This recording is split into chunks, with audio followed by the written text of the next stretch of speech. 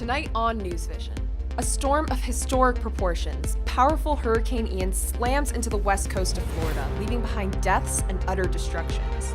The amount of water that's been rising and will likely continue to rise today, even as the storm is passing, is basically a 500-year flood event. Plus, one student uses his musical talents to escape a war. Reporter Stephanie Desrochas has the story. People would come up to me after performances and they would be like, I wasn't able to listen to music at all since everything started. And later on, will drinking coffee make you live longer? We'll have the answer for you. All this and a lot more on tonight's show. NewsVision starts right now.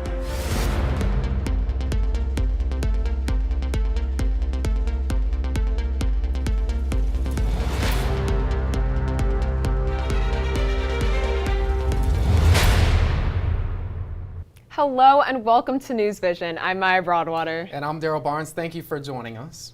Tonight we begin with coverage of powerful Hurricane Ian and the destruction the storm has caused and continues to cause on all of Florida. The strong Category 4 storm hit the Tampa area yesterday morning with 155 miles per hour winds and record-breaking storm surge. You can make preparations to make sure you're in a good, safe place, but at a certain point, you really don't know how severe and how big this thing could be. Tied as the fourth most powerful hurricane to hit the Sunshine State, Ian blasted ashore Wednesday just shy of a Category 5 storm. Holy, how is this possible? Bringing with it catastrophic winds, life-threatening flooding, and torrential rain. The parking garage that we're still in right now with no power, is it was buckling, it was shaking. As daylight emerges, residents will get their first glimpse at the scope of the damage. But many residents still trapped in their homes where they chose to ride out the storm. We're kind of gonna just play it by ear and, pick up the pieces, assess damages. More than 2.5 million residents were told to evacuate before the storm, but those who didn't will now have to wait. We will get to them as soon as we can. And as Ian continues its destructive march across Florida, parts of the East Coast are now getting pummeled with the storm's rain and wind. We were already expecting about 12 to 20 inches of rain. Some places could see up to 30 inches. So stay home, stay safe.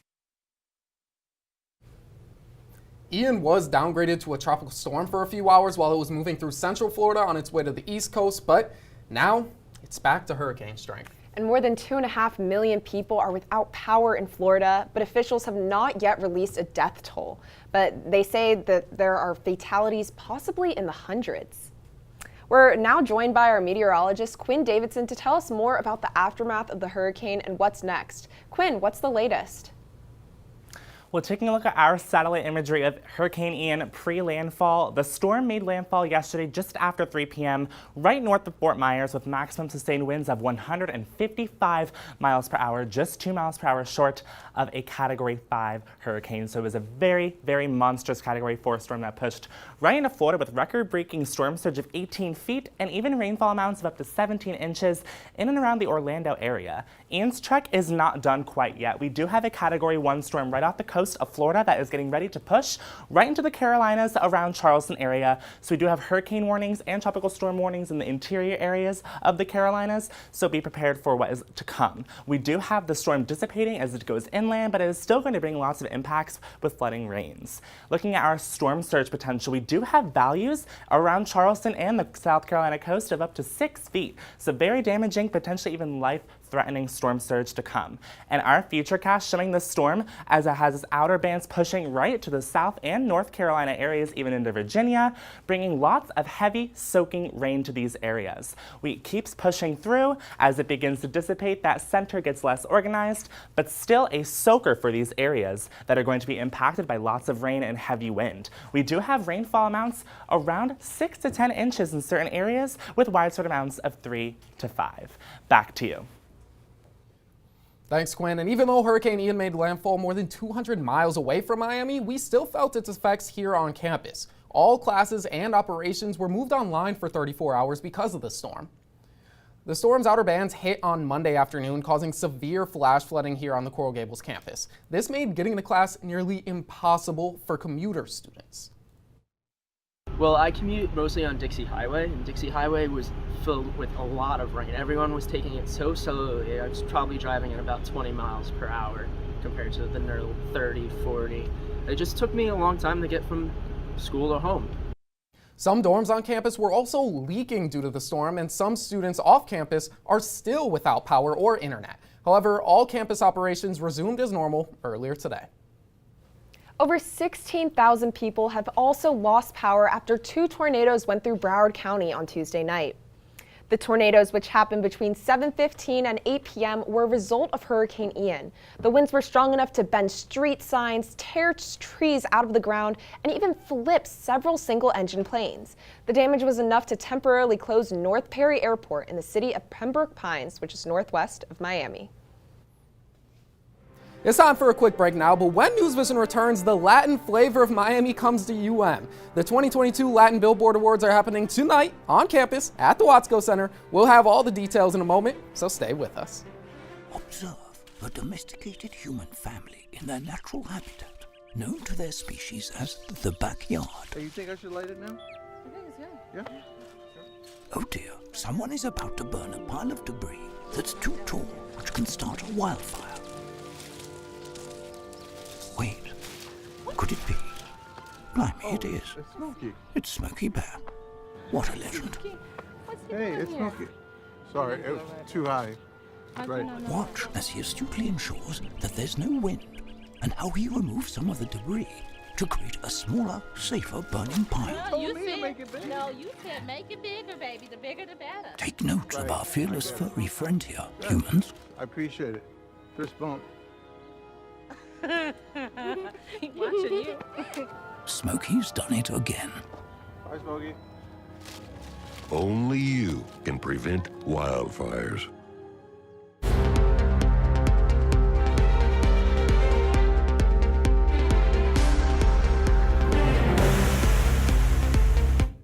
Prepare to be starstruck. From Maluma to Christina Aguilera, the 2022 Latin Billboard Awards are set to have all your favorite Spanish artists. The show is taking place right now on our campus, and our lead reporter, Sofia Vitello, is there now to tell us more. Fia, have you seen any celebrities yet? Guys, here at the Watsco Center, the 29th Latin Billboard Music Awards are taking place.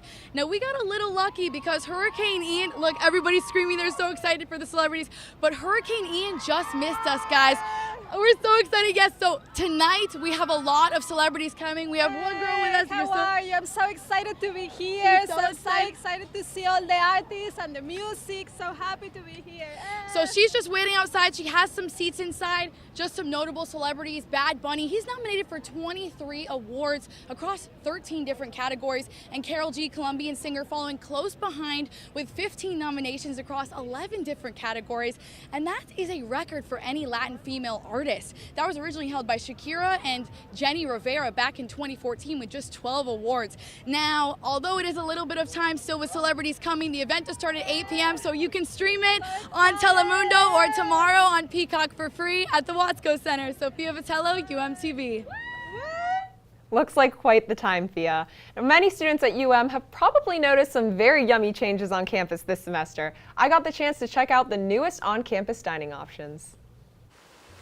This year, UM Dining has introduced several new on-campus eating options, and students are acknowledging that the dining program has been paying attention to their wants and needs. Yeah, I mean, I think that definitely has been true. They've definitely listened to students in the sense of like, none of us really liked lime that much, and they replaced it with something a little bit better.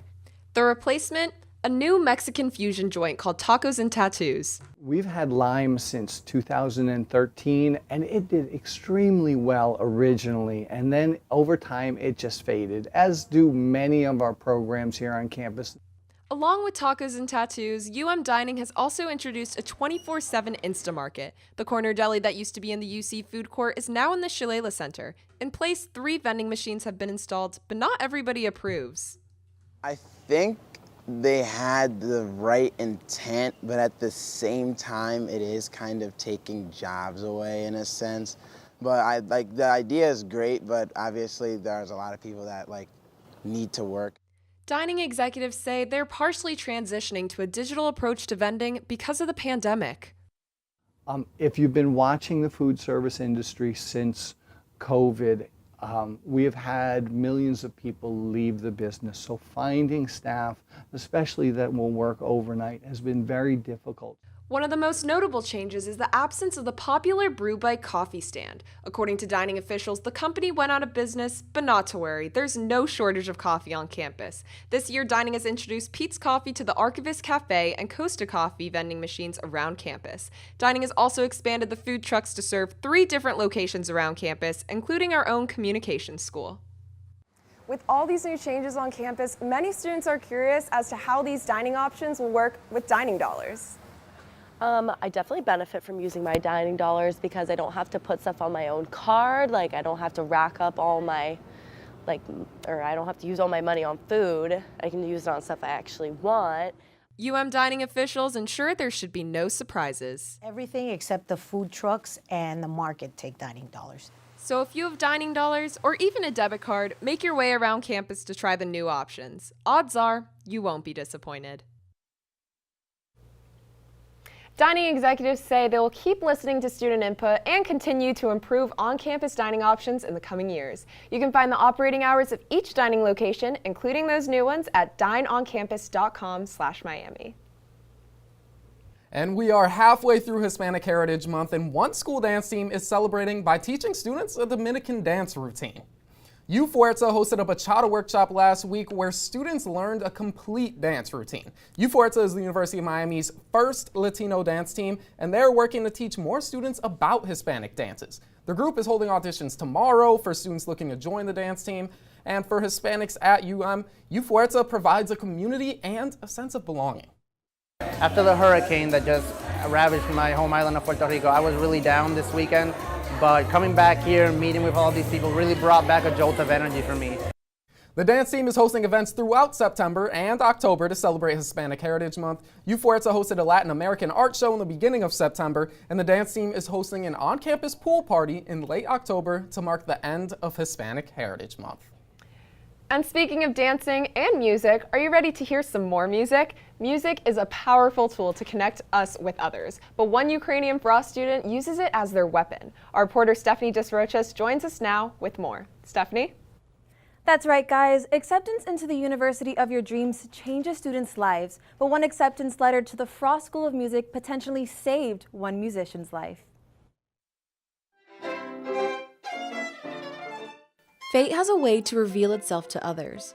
Graduate student Kostya Lukanyuk had no idea he would study in the U.S. just a couple of months ago, but knew the University of Miami was his dream school, so much so that it was the only one he applied to. They care about you being a complete musician, like a complete package, not just you being able to play your instrument well. And his professor says Kostya is a perfect fit for UM. Frost is pretty much designed for a student like Kostya. Kostya graduated from the University of Rochester in 2021 and decided to pursue graduate school. That's when his journey took an unusual turn. After Kostya's audition to the Frost School, his student visa expired, forcing him to go back home to Ukraine. But just a few days later, Russia invaded. And he had no idea when he would be able to come back to the University of Miami. But he did find out that his violin would become an instrumental part to his survival. He used his talent as a weapon, performing on the street of Chernivtsi for refugees with his brother. People would come up to me after performances and they would be like, I wasn't able to listen to music at all since everything started. But today was the first day that I enjoyed music, and it was very much needed. I knew that my mission was to be there at that time. But Kostya's weapon was not enough. Military personnel approached him several times to register him in the military. And the only way that I was able to get out of it was that I had an acceptance letter from Frost School of Music, and I was able to show it to them and prove that I'm a student abroad at this prestigious University of Miami. And that was literally the thing, a little piece of paper that saved my life. His brother Markian grew up playing alongside his brother and says he knew Kostya had to take this opportunity. Oh, I was so proud about him. I was really proud. I knew that it was his dream. It was something that he always wanted to go to America to study. and this opportunity comes up out of nowhere. Now at the University of Miami, his following continues to grow, and Kostya does not plan to leave Miami anytime soon. Kostya is on campus but travels a lot to perform at many different locations in Miami and across the country. He continues to raise awareness and support for Ukraine through his passion for music. Reporting for UMTV, I'm Stephanie Desroches. Back to you guys.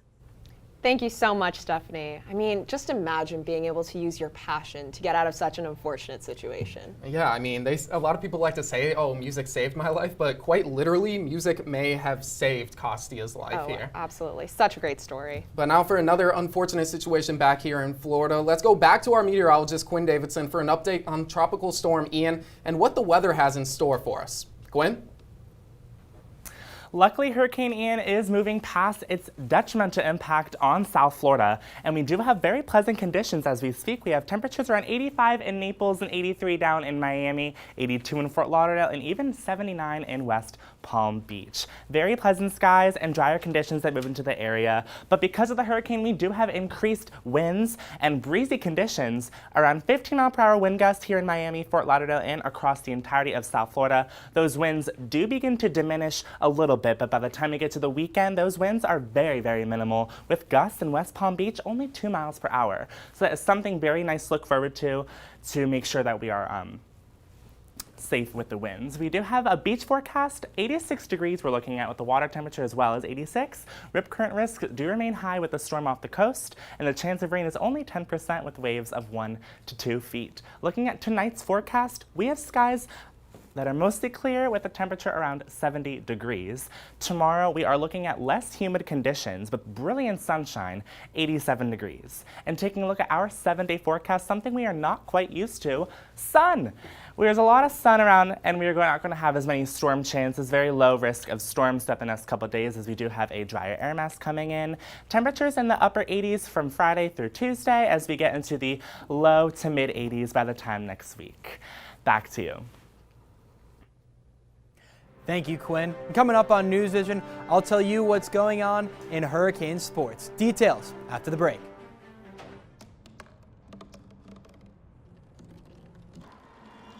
Everybody has a dream.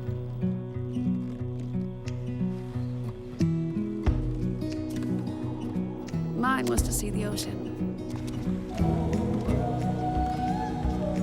And with a little help, I made it.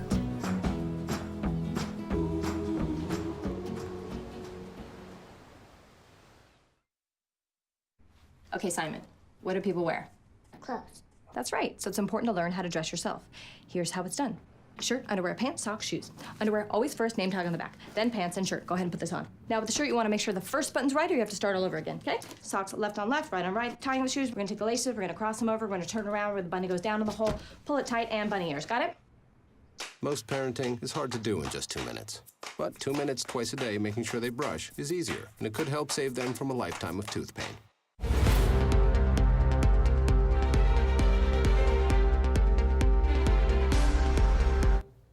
Welcome to sports. I'm Andrew Klein.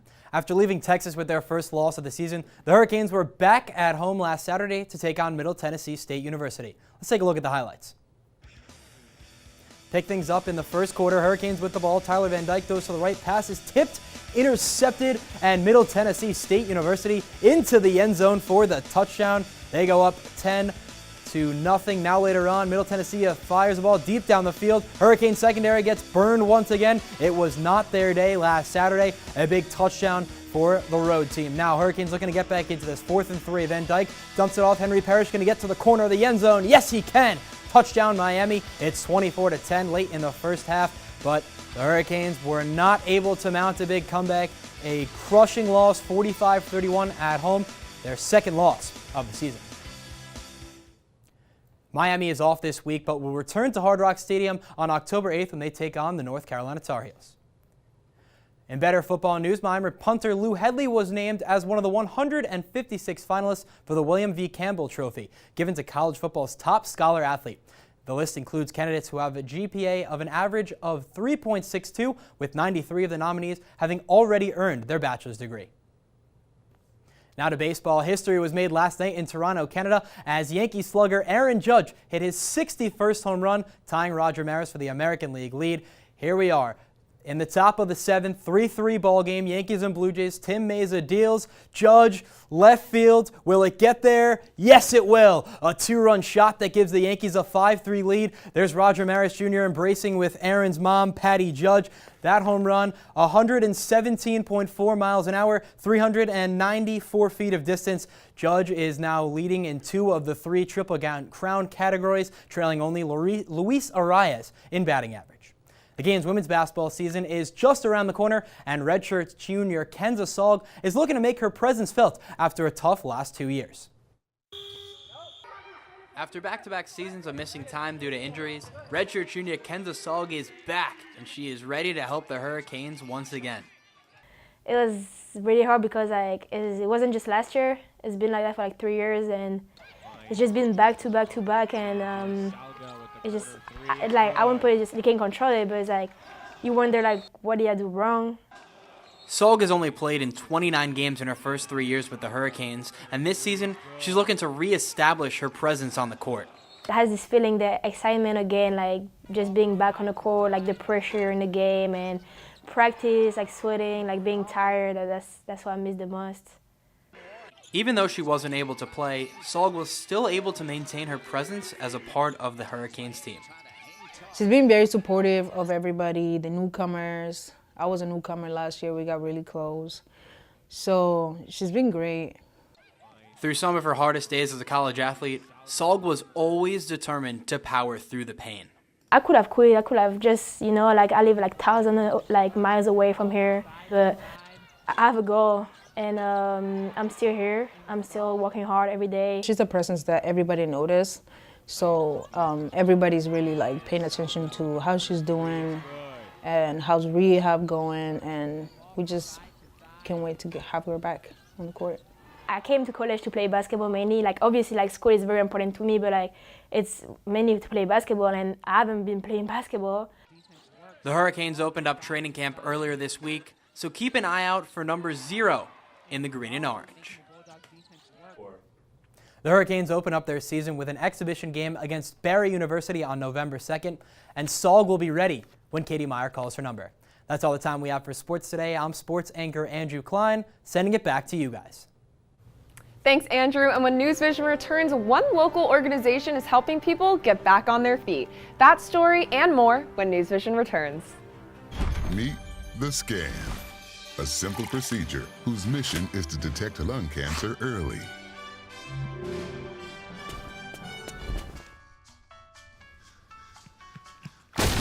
I'm here to save you. But I feel fine. That's great, but you may still be at high risk for lung cancer. Oh man, that's a new fence. If you smoke, early detection could save your life. Learn more at savedbythescan.org. Honey, what I think you need is a socket wrench. I played JV basketball. I'm sorry. I don't think it looks right. This is good, and it's all good, baby. Is it really all good?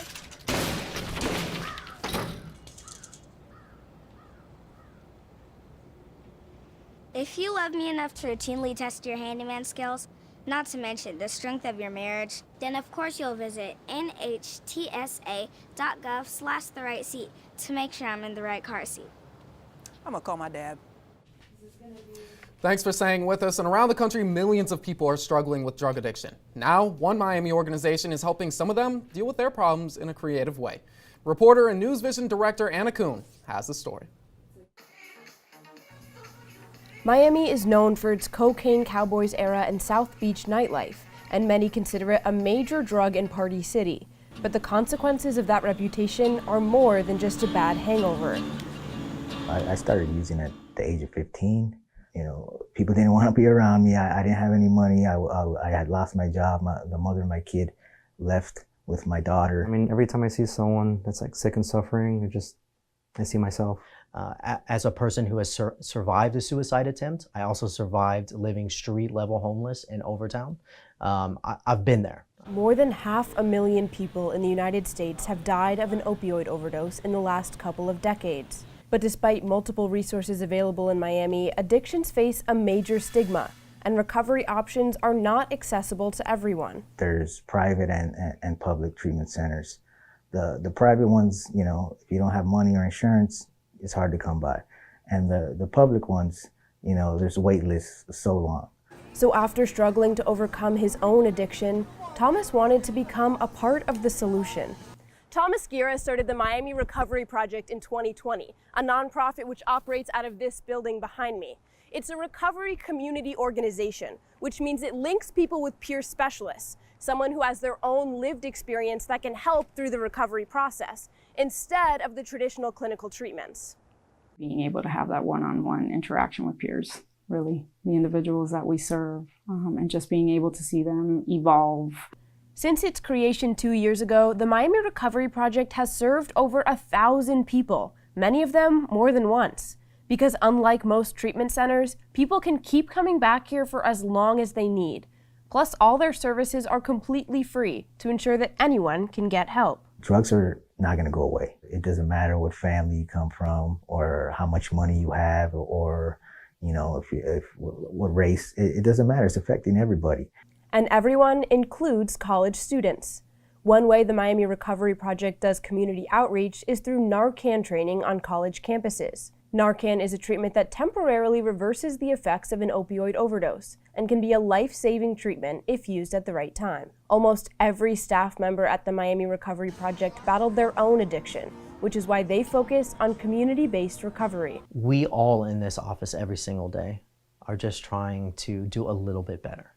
And of course, celebrate their success stories. Recovery is possible. And so that's what National Recovery Month is about, is celebrating, you know, the people that are in recovery and the people that have changed their lives. All of their services are free of charge, so if you or someone you know is looking for help, check out miamirecoveryproject.org.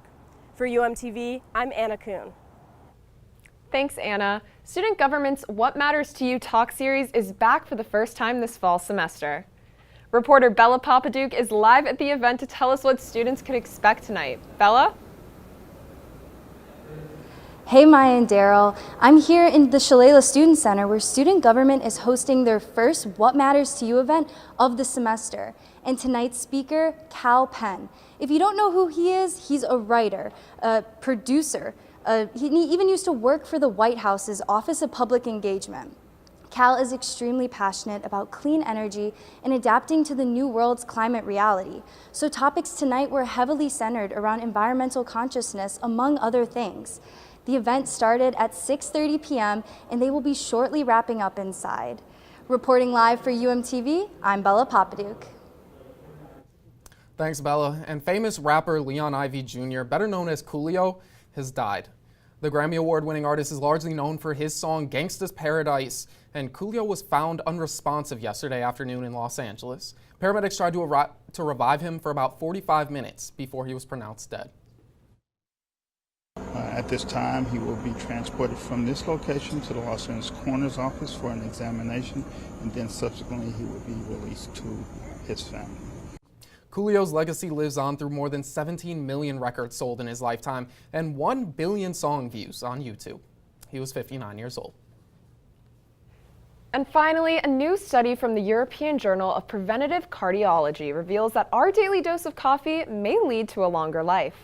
The study, in which almost 450,000 people participated, examined the health benefits related to coffee.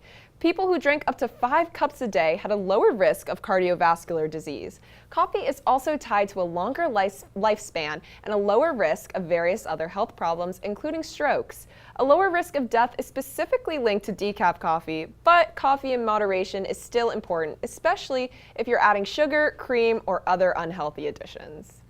Well, that makes me feel a lot better of my daily cup of coffee. I usually stick to it only around finals time, but if it's going to make me live longer, maybe I'll partake a little bit more, dabble in a daily dose. Dabble, you should, and you should check out the new Costa Coffee vending machines around campus. That would be perfect. Okay, your favorite order from one of the coffee spots on campus? Ooh, it's got to be a cappuccino. Cappuccino? Well, you know, that's all the time we have for this week's episode of NewsVision. Thank you so much for tuning in. Join us again next week at the same time, but until then, have a great week and stay safe.